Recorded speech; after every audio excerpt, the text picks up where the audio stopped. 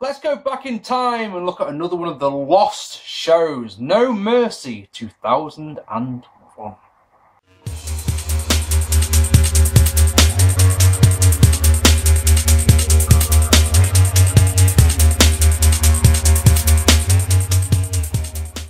Hello ladies and gentlemen, and welcome to another one of the lost episodes of 10 years ago. We're going to transport back to 2001 tonight for No Mercy 2001. Now, if you are new to my videos, if you've only just subscribed to me, let me just explain. As you may have noticed, I do a series called 10 Years Ago. I do the show that was 10 years ago that month. Now, in 2011, I got a job which took up all of my time. I had no spare time. I literally, in the first 4 months, did no videos, or hardly any videos. And consequently, I missed 4 pay-per-views. I missed Unforgiven, No Mercy, Survivor Series, and Vengeance 2001. Always wanted to go back and did them. I did Unforgiven back in February of this year, and I've decided that instead of doing the WCW shows from 1997, I'm going to do this. I'm going to do Survivor Series and Vengeance 1 month after the other. Now, you may remember from February that I gave Unforgiven 8 out of 10, which is an interesting one, because if you look at the star ratings I gave it on paper, yeah, it's clearly a 6 or, 5.5. Proof once again that I actually don't have a fucking clue what I'm on about. And I look at my own star ratings and go, what the fuck were you thinking that day? You must have been in a very good mood, properly good mood. So, it's October the 21st, 2001, and there are 15,647 fans in attendance, and we're live at the Savvis Center in the historic wrestling city of St. Louis, Missouri. We've got 2 good-looking main events, as The Rock defends the WCW Championship against Chris Jericho, and Steve Austin defends the WWF Championship against Rob Van Dam and Kurt Angle. But Mark, I can hear you crying already. You said Unforgiven that Kurt Angle won the championship, and you're right, but 2 weeks later on Raw, William Regal screwed Kurt Angle out of the WWF Championship, turning heel and becoming Commissioner of the Alliance. Oh, yes, he did. Another building steeped in wrestling history, this one. Bad Blood 97, which, of course, I'll be reviewing next week, took place in this very building, as did Survivor Series 98, Raw is Owen, and the 1000th Raw, to name but a few. There's been a good fair few shows in this one. On Heat, we had 2 matches, one seeing the APA defeat Hugh Morris and Chris Kanyon, because why the fuck wouldn't they? And Billy Kidman defeating Scotty 2 Hotty to retain the Cruiserweight Championship. Yes, there was once a time when the Heat, before a pay-per-view, we got championship matches. Bloody hell, can you believe that? Oh, one more thing before we go on, yeah? Click, Click, Boom is the theme music to this pay-per-view, and it fits so beautifully. Other than maybe Bodies, there isn't a music I can think of that fits wrestling better than this. You've heard it. I've heard it on so many shows. You've seen it on the menu screen for so many DVDs. It's unbelievable. So, opening contest as the Hardy Boyz defeating Lance Storm and the Hurricane in a good opener to retain the WCW Tag Team Championships. The Hardy Boyz had defeated Test and Booker T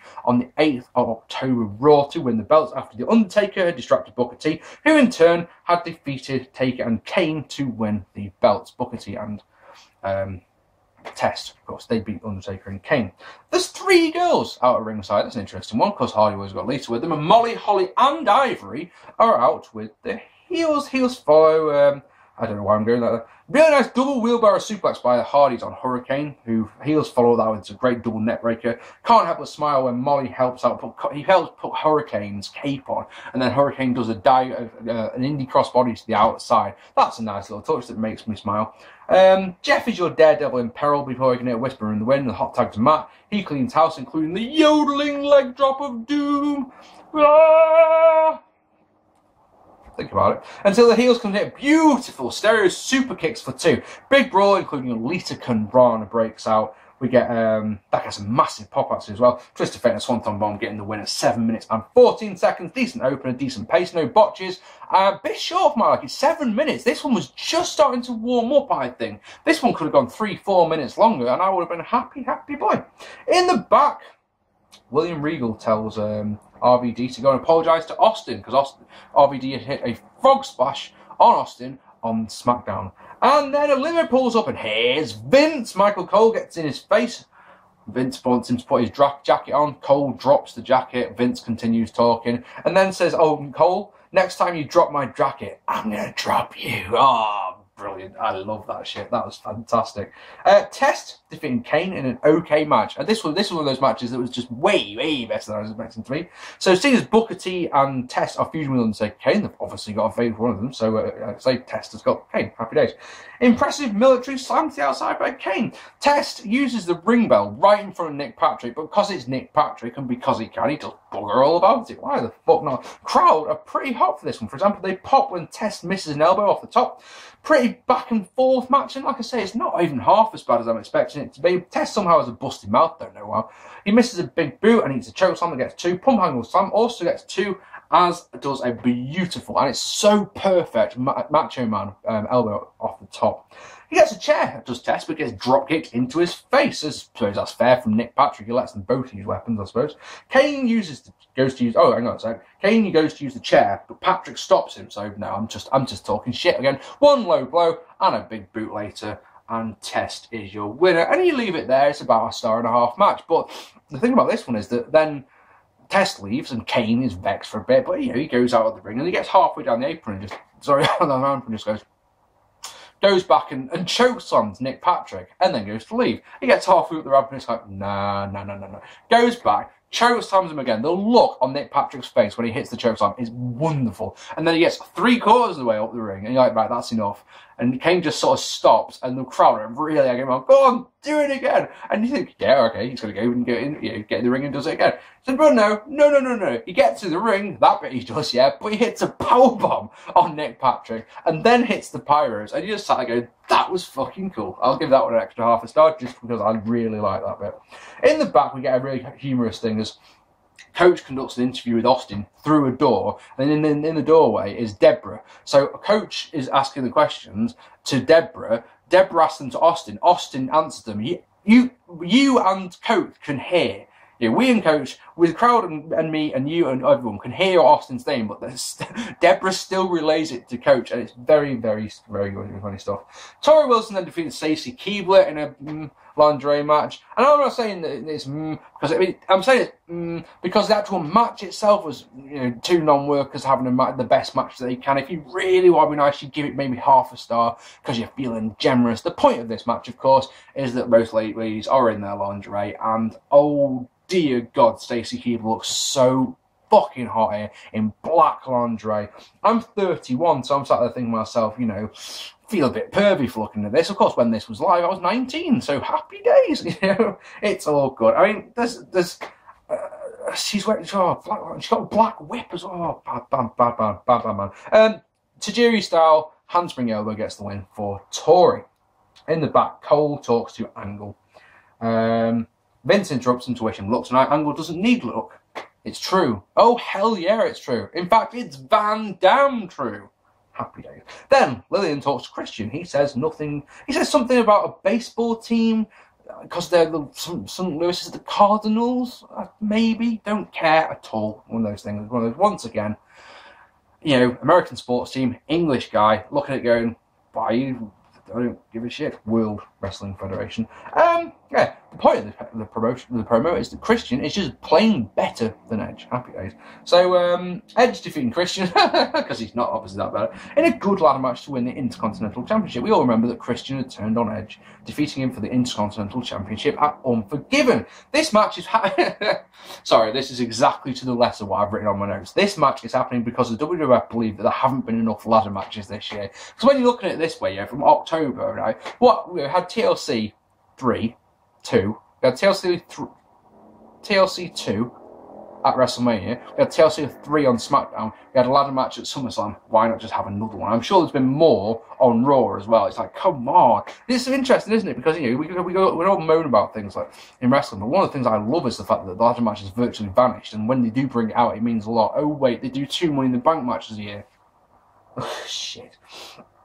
Heyman talks about why was it never Christian and Edge when they were being introduced. Now, I clearly remember at WrestleMania 17, Finkel saying Christian and Edge, you know, but, Anyway, let's get on with it. So, decent match, though. Both men take footloads of punishment, including some pretty big bumps on the ladder, some big-ass bumps off the ladder.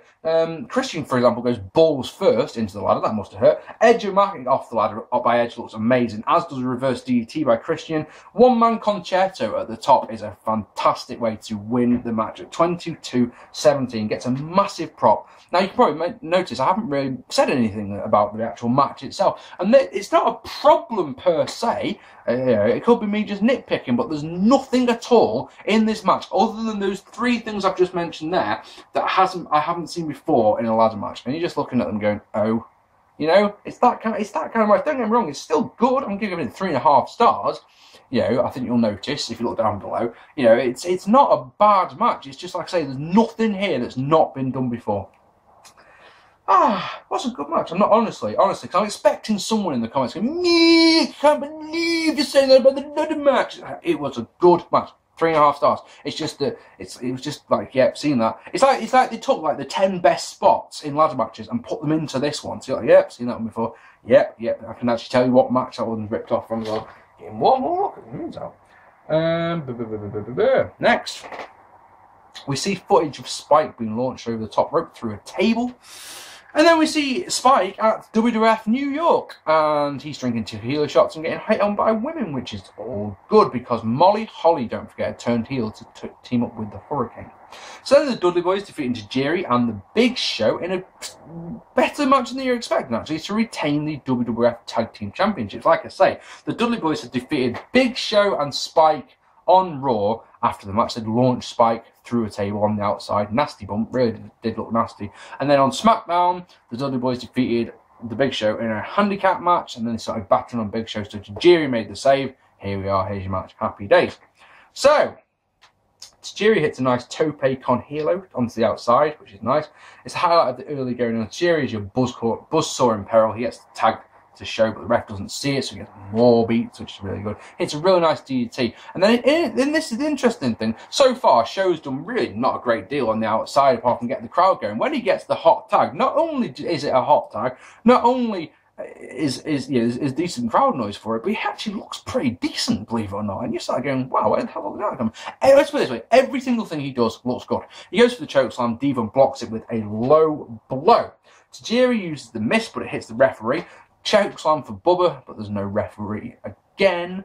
And then, but it hits the referee. And then there's no referee for the chokeslam. I'm sorry, I don't know what I said there. And then here's Rhino for the gore on Big Show. Big kick on Devon, who gets 2 for Tajiri, but then a 3D by the Dudley Boyz get the win.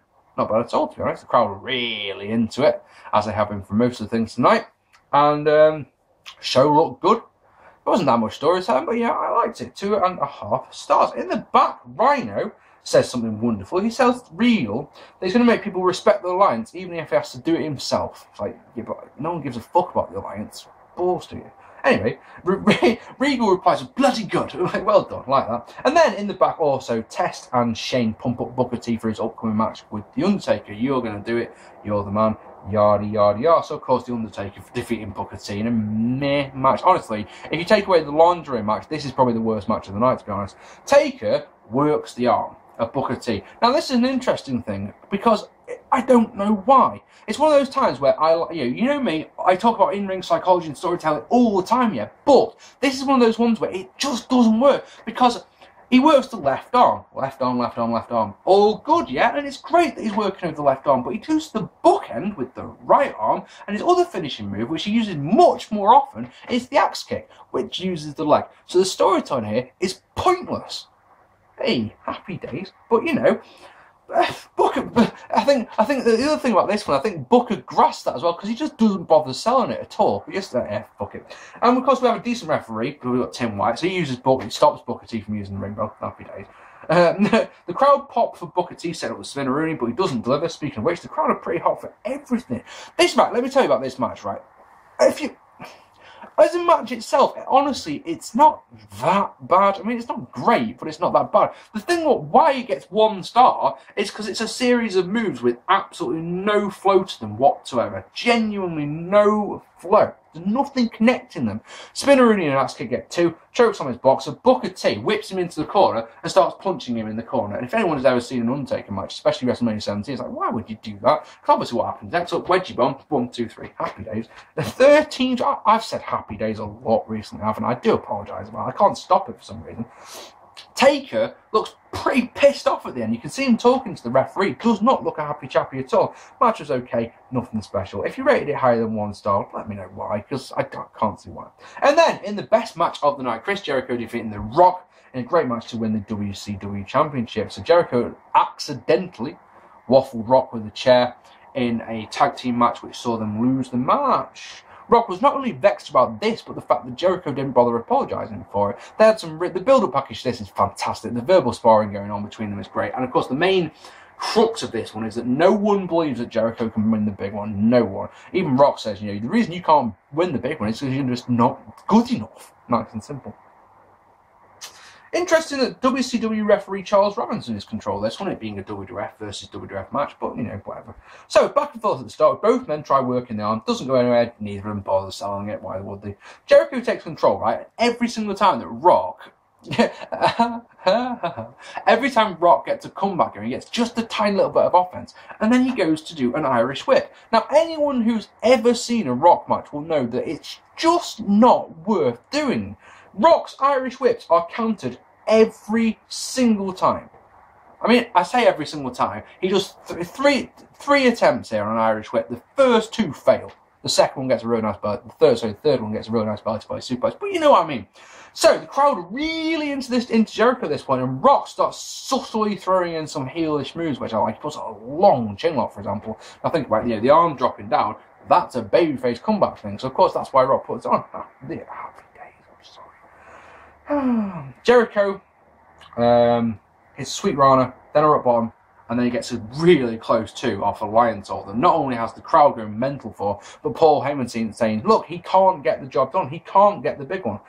Jericho goes for People's Elbow, Rock catching him with an ugly as sin dragon screw, locks on a sharpshooter, which the place goes bonkers for. Not for Jericho. Oh no, sorry, not for the Rock doing the move. Oh no. They go mental when Jericho gets onto the fucking ropes. Oh yes. Rock spets up the Spanish announce table and Rock bombs Jericho through it. Then, and does once again, this is the Healy thing, rolls into the ring to break up the 10 count, which of course, if you're the babyface champion, you want to win by you want to win by sorry. No, your standard heel, your heel is happy to accept it, but at the same time, if you want to inflict more punishment, that's what my thinking is with that one. That's why he did that. Maybe he just did it because he could, but I don't know. Slaps Jericho around, puts him in the ring, sets up Rock Bottom, which the crowd soundly roars. Rock Bottom is countered, but Jericho walks into a spine buster. The elbow is countered into... Sorry, he goes for the People's Elbow. Crowd are pretty indifferent. Oh my god, do they go mental when the People's Elbow is countered into the walls of Jericho. That's fantastic. But here comes Steph! I think that should have been the finish. Right there. Clean as a sheet. Doesn't have to have a screwy finish, yeah? If they have it right there, no worries at all. Rock tapping out, cleans Jericho would have done wonders. But here comes Steph with her giant jugs and a chair. Distracting him, obviously. DDT by Rock, who then Rock bottoms Stephanie. Why the fuck not? But then Rock's wide open and for a stroke onto the chair that Stephanie had brought down in the middle of the ring. 1, 2, 3, and we've got a new champion. They tease. Rock brings him the chair. While he's celebrating, Rock grabs the chair and holding it, the look in his eyes, you hit me with this sort of thing. Then he hands him the chair. It's like it's saying, you beat me, but you needed this to do it. Gives him the chair. Walks away. Brilliant. I really like this. I could obviously live without that finish, like I say. The crowd reactions were fantastic. There was a couple of botches in there that I didn't like, and as I said, storytelling doesn't really go anywhere at the start. It's a bit stupid. In my opinion, this is a 4. If you want to go 4.5, go for it. I don't think it's a 5-star match. 4 stars from me. Best match of the night. Brilliant. Still thoroughly enjoyed it. Please don't think that because I don't give it 5 stars, it's not a great match. And just remember, the general consensus I've found, I've said this before, is that if I rate a match 4 stars, the YWC will rate it 5. Just take my ratings and add a star to them, and you normally get what everyone else gives it. Happy days. again.